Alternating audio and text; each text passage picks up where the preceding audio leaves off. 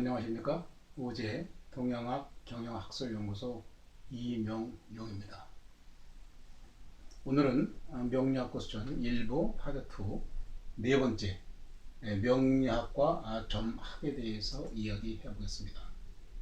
우리가 역학이라고 하면 물론 역경이라고도 합니다만 역학이라고 하는 것은 상수역과 의리역 이렇게 두 가지로 나눌 수가 있습니다. 물론 역학은 처음에는 점서로서 발전해 왔습니다. 지금은 이제 흔히 생각하는 단지 이 점만 보는 것이냐라고 할 수는 없습니다.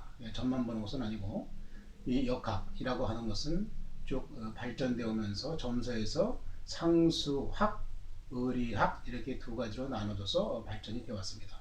상수학은 우리가 알 수 있듯이 점을 보는 점서가 되는 것이고, 의리학은 우리 사서삼경의 역경처럼 이게 학문적으로 발전해 온 것이 바로 의리학이 되겠습니다. 그래서 역학이라고 하는 것은 많이 이렇게 변화하는 그런 묵상하는 학문이지만 그것이 이제 수천 년 내려오면서 상수학과 의리학으로 발전되었고, 상수학은 점서로서 그 기능을 하게 되었고, 의리학은 학문으로서 우리 이제 제도권 내에서도 많이 배우는 그러한 그 사서 삼경 중에 그 역경 그 부분이 되겠습니다. 그래서 이 역학이라고 하는 것도 우리가 이제 추명하는 부분도 있고 점 보는 것도 있는데, 일반적으로 우리가 이제 철학관, 점집, 무속인들 집 이렇게 얘기하다 보면 그냥 점만 보는 것 같지만 실상 내부적으로 들어가 보면은 이 역학이라고 하는 부분은 상당히 많습니다. 우리가 일반적으로 추명학, 점학 이렇게 구분을 할 수가 있는데 그런 조차도 잘 모르는 분들이 많습니다. 추명학이라고 하는 자체는 위에도 설명드린 것처럼 사람의 인생을 추명하고 그 추명하는 방법에 있어서는 명리학도 있고 자미두수도 있고 김운동학도 있고 여러 가지 전체를 조명해 줄 수 있는 것이 추명학, 즉 명리학이 되는 것이고, 점학이라고 하는 것은 하나의 그 이벤트성의 길흉을 물어보는 그러한 것이 점학이 되겠습니다. 예를 들면은 내가 시험을 보러 가는데 어떻게 잘 볼 수 있을까, 안 볼 수 없을까, 또는 내가 시험을 보는데 합격할 수 있을까요, 떨어질 수 있을까요, 떨어질까요, 또는 내가 옛날 이순신 장군은 주역점을 많이 보셨다고 하는데 전쟁에 나가시기 전에 주역점을 쳐봐서 이 오늘 전쟁이 내가 승할 것인지 패할 것인지를 예측해보는 그러한 그 주역점을 치셨다고 합니다. 그것이 그냥 지금 시중에 현재에 있는 그러한 그런 것이 아니라 그 학문을 갖춘 그러한 지식인으로서 또한 전투의 그 장수로서 그 나갈 때에 그 길흉을 한번 주역점을 가지고 쳐볼 수 있다는 것은 그만큼 그 주역이라고 하는 그 가치가 상당히 높은 것이라고 할 수가 있겠습니다. 점학이라고 하는 이 부분에 있어서는 사실 중요한 것이 뭐냐면 시간을 많이 따집니다. 자축, 인묘, 진사오미, 신유, 술, 해, 시를 많이 따집니다. 왜냐하면 그 이벤트성이기 때문에 그 사람이 왔을 때 가지고 오는 그 시간에 어떠한 그 기론이 있는가를 보는 것이 이제 점학이 되겠습니다. 그래서 이 명리학과 점학과의 차이는 추명학과, 즉 인생의 그 미래를 예측할 수 있는, 전체적으로 조명해 줄 수 있는 그러한 추명학과, 하나의 이벤트성으로 살아가면서 어떤 사건이 겪었을 때 그 사건들이 길하냐 흉하냐, 피할 수 있느냐 할 수 있느냐 하는 그러한 것을 쳐볼 수 있는 것이 바로 점이 되겠습니다. 이 점도 여러 가지 점이 있습니다만은 중요한 거는 많습니다만은 그래도 어려운 부분이 주역점, 육효점, 육임점 이런 것입니다. 주역점이라고 하는 것은 원래 오리지널 주역점이 되겠고, 육효점은 주역의 괴를 통해서 그 육효를 보는 그런 점이 되겠고, 육임점도 점의 그 기원으로서 상당히 좀 어려운 부분의 그 점이긴 한데, 그러한 점을 치는 방법에서는 많은 방법이 있겠습니다만은 그래도 주역점이 제일 1순위, 2순위는 육효점, 2, 3순위는 또 육임점, 이렇게 해서 점을 칠 수 있는 그러한 여건이 된다고 하겠습니다. 그래서 추명학과 점학의 구분은 우리가 명확히 할 수 있는 그러한 것인데도 불구하고 일반적으로 철학관이나 점집 이렇게 보면 무조건 다 하는 걸로, 또 혹간 그런 데도 있습니다. 제가 명리라든가 어떠한 수상학을 보고 싶은데도 불구하고 자기가 잘하는 분야가 관상학이라 그러면 관상이 더 뛰어납니다 하면서 이제 관상학 쪽으로 몰고 가는 그러한 그 철학관 내지는 점을 보는 집도 있다고 합니다만은 다 나름대로의 장단점이 있게 되겠습니다. 따라서 거기 필요한 대로 그 하나하나 추명을 할 수도 있고 점을 볼 수도 있고 그렇습니다. 물론 추명학 플러스 점하게 되면은 상당히 좋겠으나 사람이 뭐 여러 가지로 다 정통할 수는 없기 때문에 자기 잘하는 분야가 있을 거라고 생각이 듭니다. 파란 글씨로 써놓은 부분은 우리가 이제 주역하고 이제 명리학하고 이러한 것을 이제 좀 생각해 볼 때 좀 곤란한 부분이 없잖아 있는 것이, 그냥 음양이 오행이다, 오행이 음양이다라고 얘기하시는 분도 있고, 음양 오행은 다릅니다라고 하는 것이 원래 정설인데도 불구하고 이러한 배경을 잘 모르다 보니까 그냥 뭐 역학이 주역이 그냥 명리학 아니에요 이렇게 얘기를 합니다. 그러나 명확히 얘기해 보면 이렇습니다.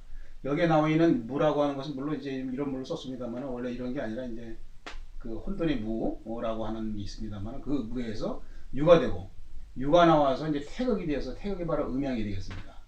이 음양이 바로 그 만물의 기준이라고 이제 언급해 드리는 부분이 바로 그것이 되겠습니다. 이 음양이 오행으로 가는 경우가 있고 사상으로 가는 경우가 있습니다. 원래는 주역은 태극에서 사상으로 가서 8쾌로 가가지고 8쾌에서 64쾌로 전개되는 것이 바로 주역의 쾌가 되겠습니다. 이것이 이제 원래의 그러한 주역이 되는 것이고, 그럼 이 오행은 도대체 어디서 나온 거예요? 음양하고 오행은 분명히 다릅니다. 왜냐하면 음양하고 오행하고 같다면 이게 같아야 되는 게 아니라 음양에서 오행으로 전개가 되기 때문에 그렇습니다. 음양이라는 것은 만물의 기준이요, 오행은 자연의 기준이기 때문에 다르며 이 역학의 수라고 하는 것과 위를 통해 가지고 오행이 형성이 됩니다. 그러니까 음양 오행은 오행이 형성된 중에서도 양과 음이 있기 때문에 음양 곱하기 오행 그러면 10개의 그러한 그 간지가 나오는 것이 되겠습니다. 이것은 제 책 2부에서 2부 파트 1의 다섯 번째 그 주역의 음양과 명리의 오행 관계의 관계에서 제가 또 자세히 언급 나왔기 때문에 진행하다 보면은 차후에 요 태극 음양에서 오행으로 전개되는 것을 어떻게 전개되는지를 또 설명할 때가 올 겁니다. 그래서 그때는 이제 그렇게 넘어가는 걸로 하고, 어쨌든 무에서 유가 창출돼서 유가 태극이 돼서 태극이 바로 음양인데 음양이 그 오행으로 전개되는 그러한 기준을 우리 지금 명리 추명에 쓰고 있는 가불명종부 경신님께 또 천상에서 지상으로 전개가 돼가지고 자주김매진 사오미 신유술해라고 하는 그러한 그 음양 오행이 전개가 되는 것이며, 지옥에서 얘기하는 것은 이 음양에서 사상으로 8쾌로 64쾌로 전개되는, 물론 쾌마다 다 나름대로 이름이 있고 다 나름대로 크리가 있습니다. 그래서 점을 뽑을 때 그 쾌에 따라서 이루어진 입력쾌, 출력쾌, 그다음에 변화쾌 이렇게 해가지고 주역선을 보는 경우가 되겠습니다. 이 명리학의 미래 예측 방법 감명법을 이제 간단히 설명해 보면은 많은 게 있습니다. 제가 다 한다고 할 수는 없습니다. 일반적으로 보면은 일반 격국론, 뭐 제격이냐, 뭐 관격이냐, 정관격이냐, 뭐 이런 식의 인성격이냐, 정인격이냐, 뭐 이런 식의 나오는 것이 있고, 물상론, 그다음에 최근에는 뭐 맹파 이론이라고, 이게 맹파라고 하는 것이 아마 이제 그 눈이 좀 안 좋으신 분들이 보는 그러한 투명하게 되겠습니다. 그다음에 합출신, 투출신 분이라도 부산에 계신 분이 또 이것을 주장해가지고 수십 년간 연구해서 나름대로 책을 쓰신 분도 있고, 신살론도 있고, 허자론도 있고, 물론 뭐 자연법론도 있습니다. 자연적으로 하는 것은 이제 사계에 의해서 보는 건데, 여기 있는 것이 뭐 하나가 아니라 이렇게 많은 그런 감명법이 있기 때문에 이것에 다 장단점이 있습니다. 장단점이 있는데 이러한 감명 방법은 중요한 게 뭐냐면 신뢰성과 정확성이 되겠습니다. 장단점이 있기 때문에 신뢰성과 정확성이 맞지 않는다면 그것은 제대로 된 추명이라고 할 수가 없게 되겠습니다. 그래서 신뢰성과 정확성이 뭐 두 개 다 맞추기가 쉽지는 않지만 그런 것을 맞출 수 있는 그러한 물상 또는 격국론, 이러한 감명법을 가지고 잘 추명해 나갈 수 있는 것은 물론 그 사람의 또 자질도 있습니다만은 여튼 신뢰성과 정확성이 높아야 된다고 할 것이고, 특히 점 같은 경우는 점 치는 사람하고 점을 의뢰하는 사람들의 어떤 신뢰 관계 내지는 그 사람들의 어떤 입장에 따라서 많이 신뢰도와 정확도가 달라진다고 볼 수가 있습니다. 점이라고 하는 것도 뭐 우리가 옛날에도 지상이면 감천이다라고 하는 말도 있지만 이것이 전부 다 그냥 지나가는 말이 아니라 수천 년간 내려왔던 우리 동양 선조들의 그 내려왔던 지혜이기 때문에 그러한 것도 자기가 깊은 바로 뜻하면 이루어진다는 그러한 의미가 있듯이 점도 마찬가지입니다. 간절하게 자기가 소망하면서 점을 친다 그러면은 신뢰성과 정확성이 높아지는 거고, 그냥 장난삼아 점을 친다 그러면 당연히 신뢰성과 정확성이 떨어지는 부분이 되겠죠. 그래서 이러한 그 명리학과 점학도 우리가 의지를 갖고 신중하게 의뢰를 하고 추명을 하고 미래 예측을 한다 그러면 좋은 그러한 삶의 그 도구가 되는데도 불구하고 일반적으로 그냥 처음서부터 미신이다, 에이 안 맞아 라고 하는 비과학적이다 라고 하는 그런 선입견을 가지고 있기 때문에 상당히 그 인정을 받지 못한 그런 학문 부분이 됐는지 모르겠으나 향후는 상당히 좋은 그러한 분야의 학문이 될 거라고 생각이 듭니다.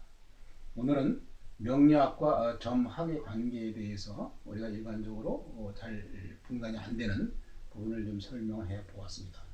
오늘은 이상으로 마치겠습니다.